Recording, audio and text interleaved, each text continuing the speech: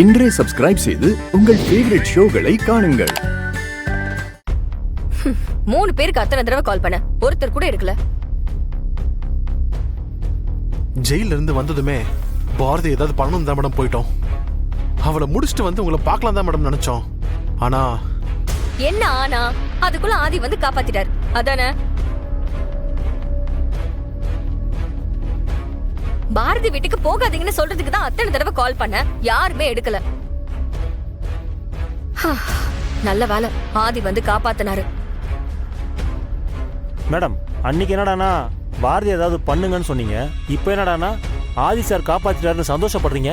எங்களுக்கு எதுவுமே புரியல மேடம். உங்களுக்கு எதுவுமே புரிய வேண்டாம். இனிமே நான் சொல்லாம பாரதி எதுவும் செய்யக்கூடாது, புரிஞ்சுதா? புரிஞ்சது மேடம். ஆனா அது இந்தா. இது வரைக்கும் நீங்க செஞ்சதுக்கும் இதுக்கு மேல நீங்க செய்யாததுக்கும் இதை வச்சுக்கோங்க.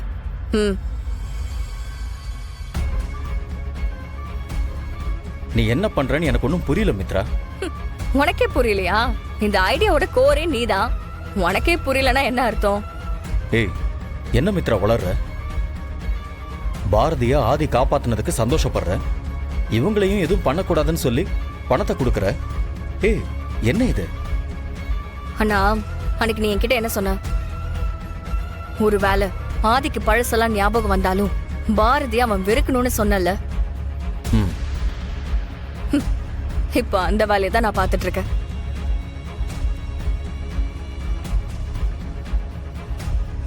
எங்களுக்கு என்னமோ சரியா படல தம்பி, அதனாலதான் ஆர்டரை வேணான்னு சொல்லிட்டு போலான்னு வந்தோம். நாங்க ஒண்ணும் உங்க மேல பழிய போடல, ஊரே அப்படிதான் பேசுது. கொஞ்ச நேரத்துக்கு முன்னாடி நாங்களும் இந்த கன்றாவியை நேர்ல பார்த்துட்டு தான் போனோம்.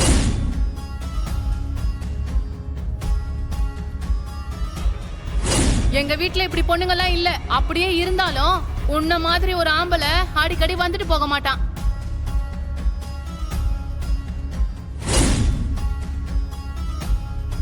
அப்போ இதெல்லாம் ஊ வேலைதானா? ஆனா என்ன இருந்தாலும் ஆதி போய் காப்பாத்த தானே செஞ்சிருக்காரு. காப்பாத்தினா காப்பாத்திட்டு போறாரு. எனக்கு தேவை பாரதியோட சாவு இல்ல. பாரதி என் வாழ்க்கையில வரவே கூடாது.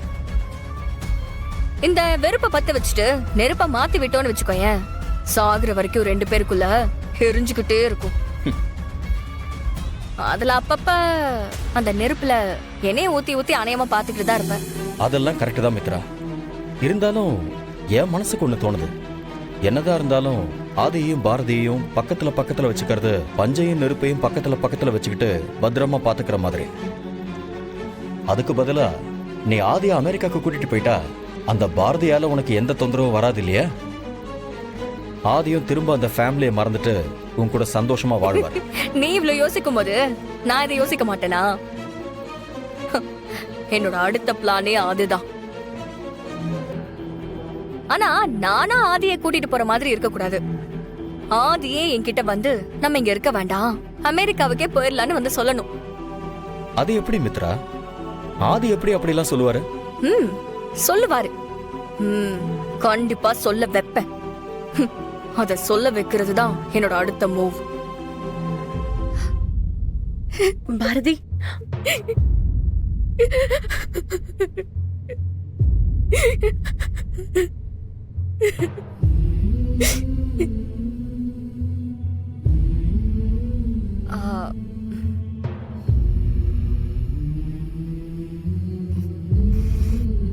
ஆதி, என்னாச்சு ஆதி?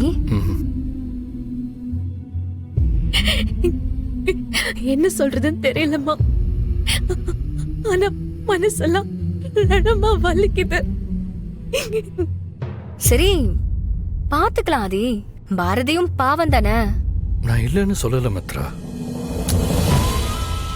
ஆனா என்னன்னு தெரியல, அவங்க அப்படி சொன்னதும் மனசுக்கு ஒரு மாதிரி கஷ்டமாயிடுச்சு.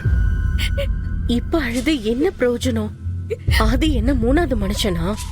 அவன் உன் புருஷன். அவனை யாரோ ஒருத்த மாதிரி இனிமே வீட்டுக்கு வராதன்னு சொன்னா வலிக்க தானே செய்யும். நீ அவங்களுக்கு நல்லது பண்ணலான்னு தானே போன. அது அவங்களுக்கு புரியல, அதுக்காக நீ எதுக்கு அப்செட்டா இருக்க? இப்படிதான் நடக்கும்னு நினைச்சேன். ஆனா என் விதி என்னை இப்படி இருட்டிலேயே வச்சிருக்கே. உலகத்துல யாருக்கும் இந்த கொடுமை வரவே கூடாதுமா. ஏ மித்ரா, என்ன 2 பேரும் இன்னும் தூங்காம இருக்கீங்க? இதுக்கப்புறம் எப்படி தூக்கம் வரும்? இந்த பக்கத்து வீட்டுக்காரங்களாம் அந்த பேச்சு பேசும்போது ஆதி முகம் எப்படி வாடி போச்சு தெரியுமா? என்ன ஆச்சு ஆதி? நீங்க ஏன் ஒரு மாதிரியா இருக்கீங்க? அது ஒண்ணும் இல்ல நீ, நம்ம ஆபீஸ்ல பாரதின்னு ஒருத்தவங்க வேலை பாக்குறாங்கல்ல, அவங்களுக்கு ஒரு சின்ன ப்ராப்ளம், அதை சால்வ் பண்ணலான்னு இவரு போயிருக்காரு. அங்க போனா அங்க வேற ஒரு பிரச்சனை வந்திருக்கு. எல்லாம் ஒரே பிரச்சனை தான். நேத்து பேசின மாதிரி தான் இன்னைக்கும் எல்லாரும் பேசிட்டு போனாங்க. என்ன ஒண்ணு, எவனோ ஒருத்தன் கூட உன்னை சேர்த்து வச்சு பேசிட்டு போயிருந்தா இந்நேரம் அவளுங்க சங்க அறுத்து போட்டிருப்பேன். ஆனா அவளுங்கெல்லாம் உன் புருஷனு தெரியாம பேசிட்டு இருக்காங்க. அதனாலதான் நான் அமைதியா இருக்கேன். கொஞ்ச நேரம் நான் மடியில படுத்துக்கிட்டுமாமா? படுத்துக்கோ.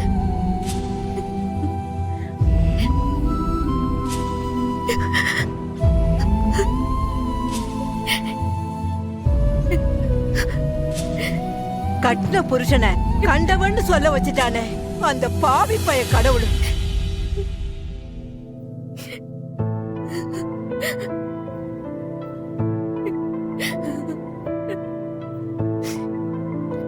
தேங்க்ஸ் மித்ரா. ஐயோ என்ன ஆதி, எதுக்கு தேங்க்ஸ் எல்லாம்? என்ன புரிஞ்சுக்கிட்டதுக்கு. புரிஞ்சுக்கிட்டதுனாலதான் உன்னை 10 இயர்ஸா லவ் பண்ணிக்கிட்டு இருக்கேன்.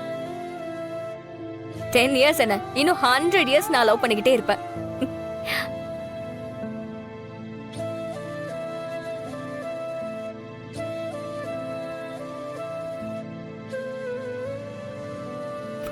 ஆனா எனக்கு ஒரே ஒரு விஷயம் மட்டும் புரியவே இல்லை மித்ரா. நான் ஏன் பாரதியோட குழந்தைங்க மேல இவ்வளோ பாசம் வைக்கிறேன்? அவங்க ஃபேமிலிக்கு ஏதாவது ஒரு பிரச்சனைனா என்னையும் அறியாம போய் முன்னாடி நிக்கிறேன். இதெல்லாம் ஏன் நடக்குதுன்னு எனக்கு புரியவே மாட்டேங்குது.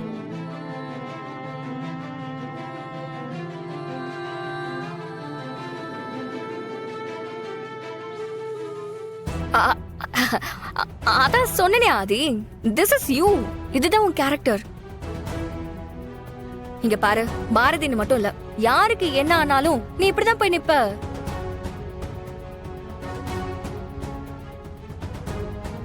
அவன் நினைப்பு மொத்தமும் ஆபரேஷன் பண்ணி அழிச்சாலும் உனக்கு இப்படி தோணிக்கிட்டே இருக்கா? இதுக்கு சீக்கிரமா ஒரு முடிவு கட்டுறேன், இல்லனா எப்ப வேணாலும் எது வேணாலும் நடக்கலாம்.